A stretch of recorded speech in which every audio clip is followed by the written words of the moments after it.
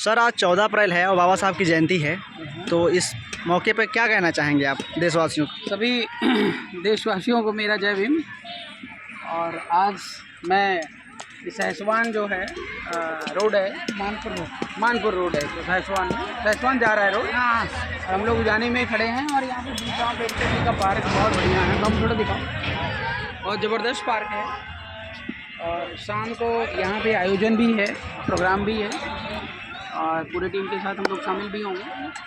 साथियों, सबसे पहले मैं सभी देशवासियों को आज 14 अप्रैल बाबा साहब भीमराव अम्बेडकर की जयंती के पावन अवसर पर मैं हार्दिक बधाई देता हूँ और बाबा साहब के श्री चरणों में मैं कोटि कोटि प्रणाम करता हूँ। साहब बाबा साहब भीमराव अम्बेडकर हमारे पर्टिकुलर एक समाज के लिए नहीं, एक वर्ग के लिए नहीं, वो पूरे भारत देश के लिए मिसाल हैं और हर भारतीय नागरिक को बड़ी ही जिम्मेदारी के साथ बाबा साहब भीमराव अम्बेडकर को अपनाना चाहिए, उनके बताए हुए मार्ग का अनुसरण करना चाहिए। क्योंकि देश के अंदर दो प्रकार की विचारधाराएं हैं, एक समानतावादी विचारधारा और एक जो है शोषणकारी व्यवस्था। और वर्तमान में वो शोषणकारी व्यवस्था हावी है और उस शोषणकारी व्यवस्था को हावी है उसको ख़त्म करने के लिए, जड़ से मिटाने के लिए हम सभी को बाबा साहब भीमराव अम्बेडकर के बताए हुए मार्ग पर चलना पड़ेगा। और जैसा कि आप सभी को पता है कि अभी आचार संहिता लगी हुई बदायूं में और इलेक्शन का पीरियड है, तो अभी जैसे हम लोग पर्चे वगैरह भर रहे हैं और उसकी तैयारी लग रहे हैं, मतलब कर रहे हैं पर्चे वगैरह फिलअप करने की। और उसके बाद फिर हम लोग अपने जोर शोर से प्रचार प्रसार में लगते हैं।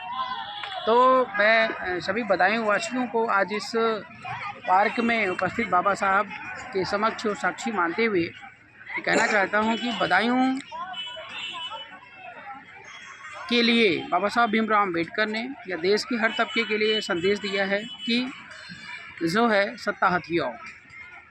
और मैं देख रहा हूं कि बदायूं में मतलब एक गुलामी जो है पूरी तरह कायम है। यहाँ पे बड़ी बड़ी जो शोषणकारी पार्टियां हैं, कोई परिवारवाद में लिप्त है, कोई जातिवाद में लिप्त है, कोई जो है मनुवाद में लिप्त है। ऐसी पार्टियों से कैंडिडेट जो है करोड़पति अरबपति लाकर यहाँ पे उतारे जाते हैं और आपका वोट ले करके वो यहाँ से भाग जाते हैं, फिर 5 साल दिखाई नहीं देते हैं। तो बाबा साहब का जो सपना था, अगर ऐसे ही चलता रहा तो वो कभी सफल नहीं होगा। बाबा साहब भीमराव अम्बेडकर खुद कहते हैं कि हमारे देश में लोकतंत्र की अगर बात करें, जनतंत्र की बात करें, तो गरीब से गरीब व्यक्ति जो है इस देश का प्रधानमंत्री, मुख्यमंत्री, सांसद या विधायक बन सकता है। तभी आपकी वोट की सही वैल्यू कंसीडर की जाती है। तो आज आपके बीच में आरपी मौर्य जो कि एक आम लीडर की भांति आपके बीच में खड़ा हुआ है और बदायूं लोकसभा से हम लोग चुनाव भी लड़ रहे हैं, हम खुद लड़ रहे हैं।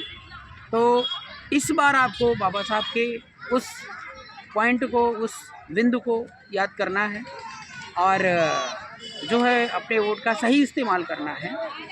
क्योंकि बाबा साहब भीमराव अम्बेडकर का सपना या जो सपना वो देखे थे तभी पूरा होगा और तभी आपकी समस्याओं का समाधान होगा।